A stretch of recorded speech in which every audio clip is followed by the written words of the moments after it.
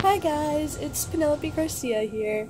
You may know me from my Instagram, which is _Penelope_Garcia_, or my old YouTube channel, which was Penelope Garcia, which is the same as this one, and I then converted it to a channel for my lease horse, so it's now Jumping Jet.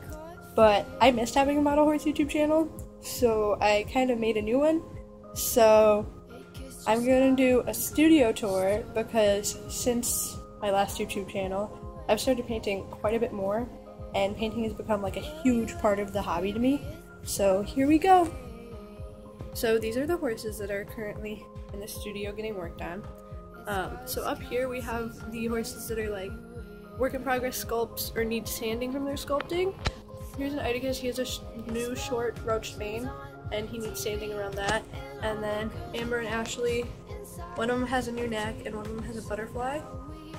And then this is my outstretched neck heartbreaker that I'm working on currently. And this is a weather girl with a new tail. And then down here we have all my horses that need to be stripped, which is a lot of horses. Or even if they don't need to be stripped and they have a lot of sanding needed, they're on the shelf. So over here we have a Peterson Arabian. He's got a gross dotty paint job when I was trying to figure out dappling before I figured out a better technique. So he's got a gross dotty paint job, but his shading's really pretty. So he needs to be stripped.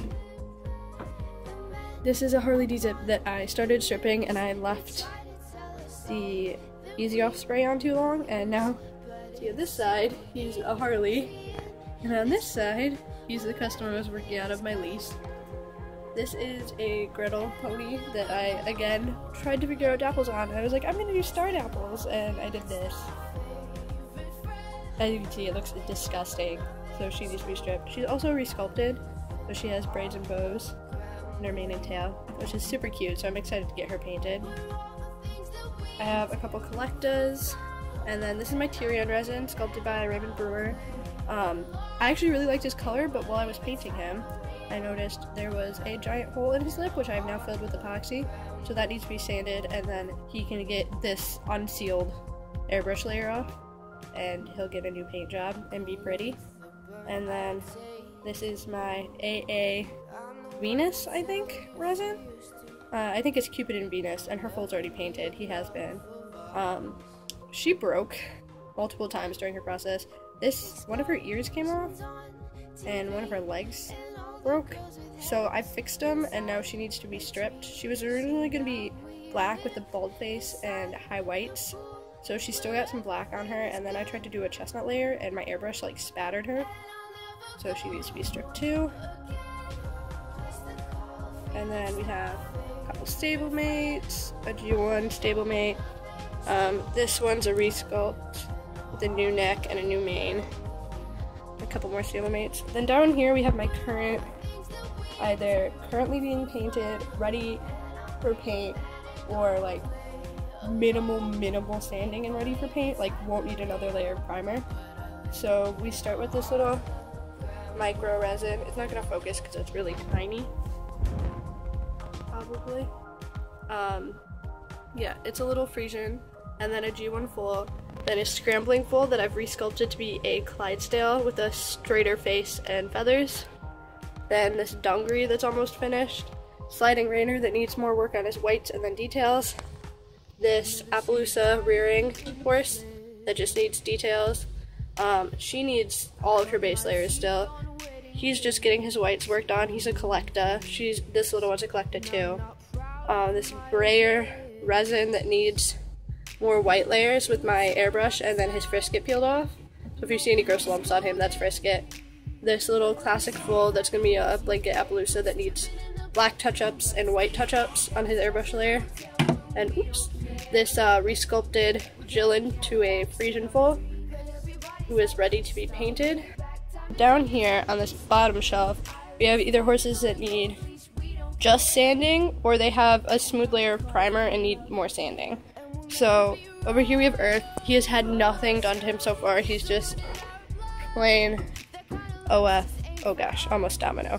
Plain OF Earth. Nothing done to him. And then we have my tipsy little Mr. Horace, or however you say it.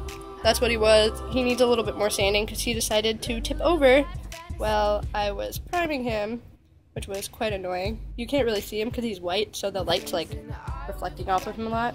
Then this is Gigi Valentine. As you can see, she's had a bit of sanding done, only with the roughest grit of sandpaper. She needs more. Same with Sarah Monet.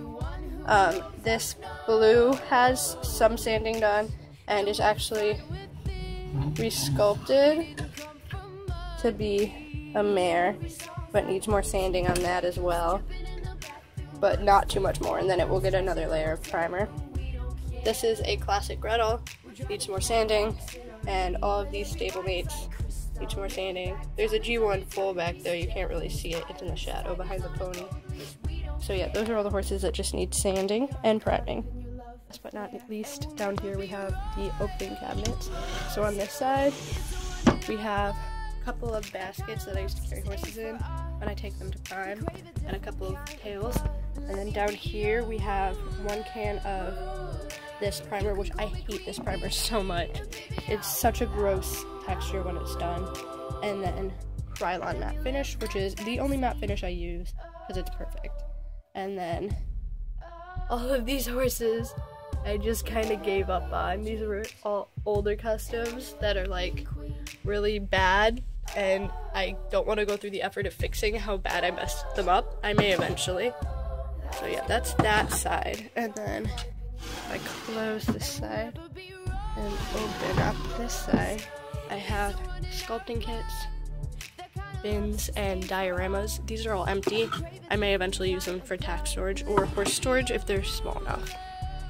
Beneath my table, I just have a lot of different kits and old supplies from when I used to make tack and barns and stuff, and like a canvas and like quilt batting and stuff from pony pouches. So this is just like a lot of random stuff.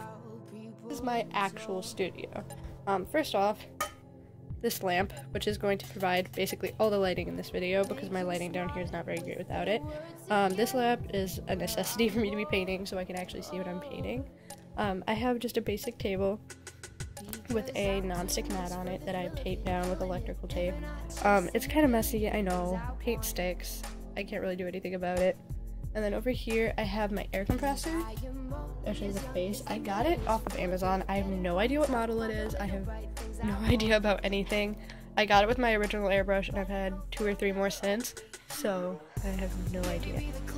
Over here we have cups for mixing paint, hairspray, which I used to use on models. Don't do that, bad idea. They smell bad and they're sticky and it doesn't hold. Glue, a notebook, popsicle sticks, big container of white paint, jar of water, airbrush soaking solution, which actually has my airbrush in it right now because my air compressor overheated, so I didn't get to finish cleaning it, so it's kind of sitting in there so the paint doesn't clog. And then a bottle of Windex and another cup of water for cleaning brushes. Drawers, I use these more when I was making tack and barns and stuff when I first started in the hobby, so I don't use these as much anymore and they're kind of spattered in paint, so yeah, that sucks. So on top I have a clock and I have a little micro mini resin that needs to be stripped. My Burfest 2015 button, my lamp is getting in the way, and then a brown like earth tone set of pastels and a set of gray pastels. I still use those sometimes. And now getting to the drawers. In the top drawer I have a bunch of colors of ribbon. I have the Grow Grain ribbon with the texture, and I have satin ribbon. I use these for halters. I don't really make halters that much anymore. And then down here I have like other strings and stuff. This is like cord for making rope halters. Same with this. This is leather lace, more leather lace, old string I used to use for Arabian halters, and more cords and leather laces and colors. And the bottom drawer for this section has all my tools. This is basically the only drawer I still use. These are basic necessities for customizers and people who sculpt or make tack or anything. I have like saws, rulers, needle nose pliers, X-Acto knife in here, scissors, my Prismacolor white pencil, all sorts of things in here. So this is like all my must-have tools. And then up here I have my tape drawer. I have duct tape. Ooh, that was stuck. masking tape, and then multiple colors of electrical tape. And then this is my glue drawer. Oh gosh, it's so full that it opened the one on top. I have all kinds of glue in here. I have liquid nails, E6000. This is tacky glue, my hot glue gun, and a bag of hot glue sticks.